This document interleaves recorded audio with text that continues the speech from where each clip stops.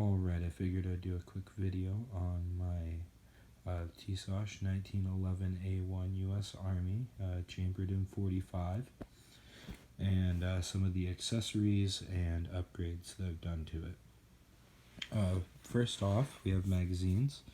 This is my newest one. This is a 10-round Wilson Combat magazine. So far, no problems. I've only shot it a couple of times, but I also have shot this one quite a bit, and it still looks brand new. This is my Wilson Combat 8-round magazine. No problems with that. This is my favorite so far. It's my Chip McCormick Power Mag Plus. 8 rounds. It's got a metal follower. It's buttery smooth. I highly recommend them. I haven't had a single malfunction with these. I've had a couple of failure to feeds with this Mechgar. It's their GI mag that came with the gun. Only a couple throughout the gun's life, but it's worth noting. This is the only magazine I've had any issues with, besides a Kimber one that I didn't buy because it didn't lock back. This is just a cheap Army Navy belt I've really liked so far. Simple. And my Blackhawk Holster, which I can't say enough good things about.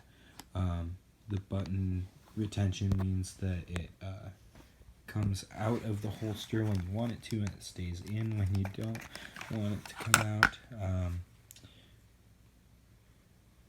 The sight picture on this has gotten quite a bit better with these Trijicon Novax sights that I put on there. I really kind of beat it up when I put them on there, so I was pissed off about having to stake on that front sight, but everything went well. I didn't use any special tools or anything. Just a few dings and dents from frustration and not really giving a shit, to be perfectly honest. Altamont grips, they're extra slim, and the Chalice Diablo grip screws and their slim bushings.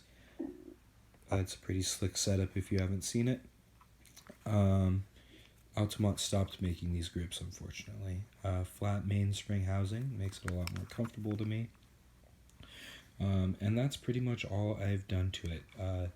I need to get a more comfortable thumb safety because I like to ride it, so that's kind of an uncomfortable nub.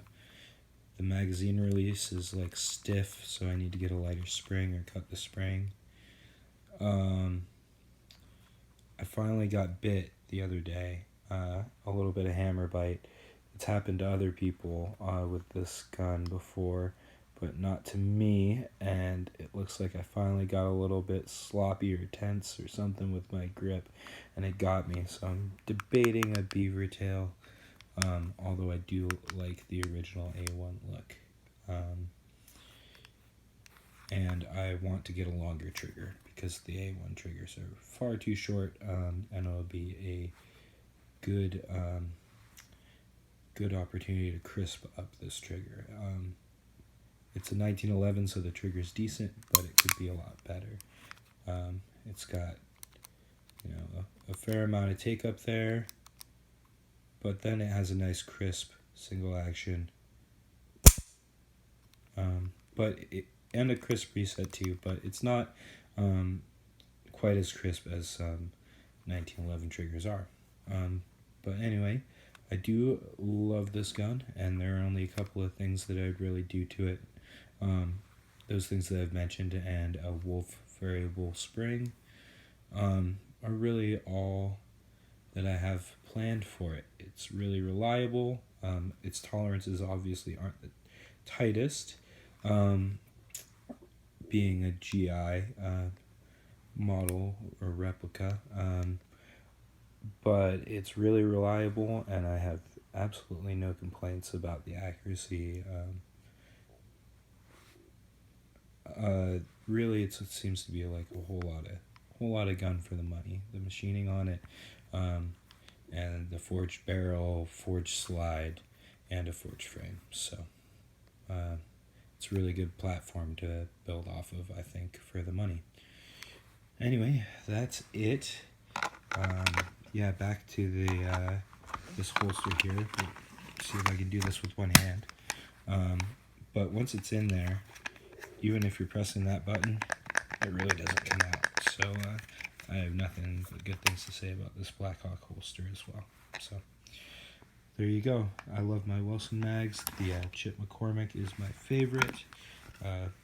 Blackhawk holster, if you're thinking about it, is a great way to go. And definitely, if you're thinking about getting a Tisas and putting a little bit of love into it, it's a great way to go. Alright, see you later.